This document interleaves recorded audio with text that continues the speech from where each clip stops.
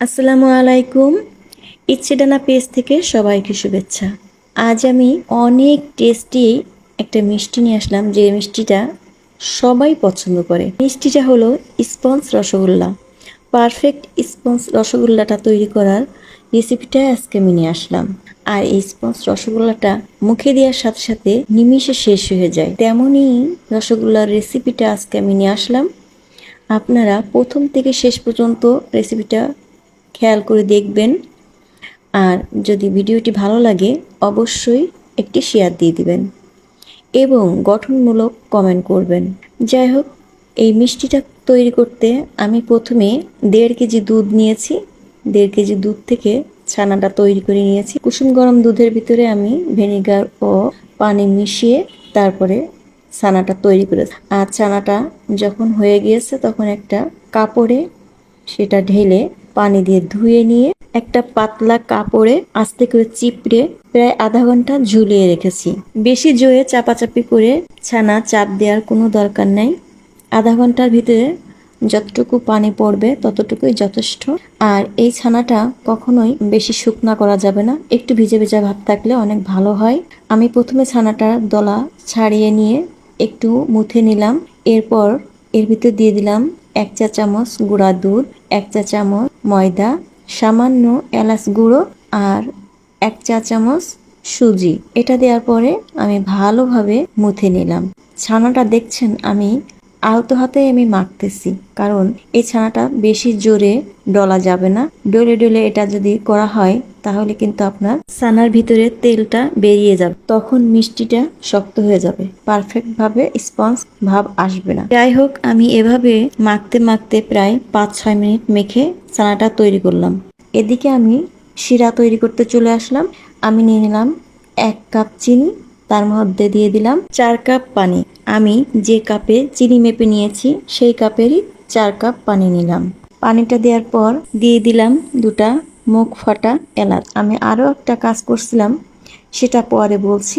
তারপরে আমি এদিকে চুলার জালটা ধরিয়ে দিয়ে আমি মিষ্টিগুলো তৈরি করে নিলাম। প্রথমে আমি ছানা থেকে ছোট ছোট রুই আকারে কেটে নিলাম, তারপরে গোল গোল শেপ করে মিষ্টিগুলো তৈরি করলাম। আর মিষ্টিগুলো আমি মাঝারি আকৃতি দিয়েছি, কারণ এর থেকে বড় করলে মিষ্টিগুলো অনেক বড় হয়ে যাবে, সেজন্যই আমি মিডিয়াম সাইজের মিষ্টিগুলো তৈরি করলাম। আর তৈরি করার সাথে সাথেই সেই বলক ওঠা চিনির শিরার ভিতরে দিয়ে দিলাম। এই মিষ্টি তৈরি করে কখনো দেরি করা যাবে না, সাথে সাথেই চিনির শিরার ভিতরে দিয়ে দিতে হবে। চিনির শিরাটা যখন জাল উঠে যাবে, টকবক করে ফুটে উঠবে, তখনই দিয়ে দিতে হবে। আর দিয়ে ঢাকনা দিয়ে ঢেকে রাখতে হবে 5 মিনিট। আর চুলার জালটা অবশ্যই হাই হিটে থাকতে হবে। এভাবে 5 মিনিট যখন জাল হয়ে গেল তখন কড়াইটা ধরে আমি একটু নাড়িয়ে দিলাম। এই মিষ্টি তৈরিতে কোনো স্প্যাচুলা কিংবা কোনো চামচ ইউজ করা দরকার নেই। কড়াইটা ধরে আস্তে আস্তে নেড়ে দিলেই হবে। আর ঢাকনাটা ঢেকে রাখতে হবে। যখন দেখা যাবে যে চিনি শিরা উপর দিকে ফুলে উঠে আসতেছে, তখন ঢাকনাটা আস্তে করে একটু উঁচু করে দিতে হবে। এভাবে জ্বালাতে জ্বালাতে একটু চেক করে নিলাম যে মিষ্টিটা হয়েছে কিনা। আর এটা চেক করতে হয় 1 কাপ পানি নিতে হবে।